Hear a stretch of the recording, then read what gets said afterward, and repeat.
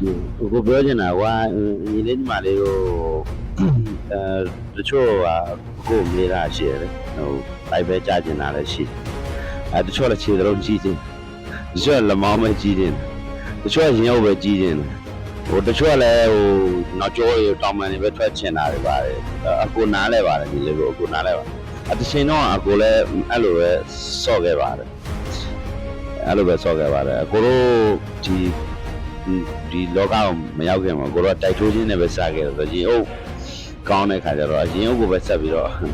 အကိုတို့လှုပ်ချင်နေတဲ့စိတ်တွေပေါ့နော်ဒီကတော့ခန္ဓာကိုယ်တစ်ခုလုံးအကုန်ရှိနေတယ်ဆိုရင်အကုန်လှပနေမှာပေါ့ညီလေးဒါလည်းရက်တို့အတွင်းနဲ့လည်းအကိုတို့မရနိုင်ပါဘူးတစ်လအတွင်းနဲ့လည်းအကိုတို့မရနိုင်ပါဘူးနှစ်လအတွင်းနဲ့လည်းမရနိုင်ဘူးအောက်တစ်စုံသုံးလအတွင်းနဲ့တော့ကိုတော့မရနိုင်ပါဘူးလွယ်ကူစွာလေညီလေးညီမလေးကိုမေ့နေတာတခုပါလေကိုကဘယ်လိုပြောမလဲဆိုတော့ကိုအားတာတဲ့အစိတ်ပိုင်းချက်ကိုအားနည်းတဲ့အစိတ်ပိုင်းကိုတူးပြဖို့မေ့နေတာအဲ့ဒါမျိုးကတော့ဘယ်လိုပြောမလဲဆိုတော့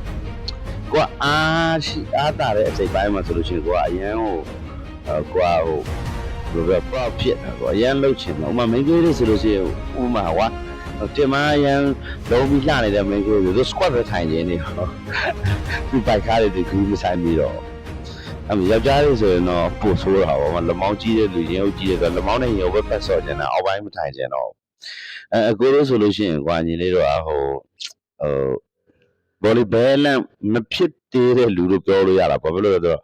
အခုဒီ platform မှာလည်းကိုပြောခံတယ်လို့ကိုဆရာတွေလည်းကိုပြောပါတယ်ဘောလီမဖြစ်တော့ကိုလည်းအောက်ပိုင်းအခုပြန်ဖြစ်နေပါတယ်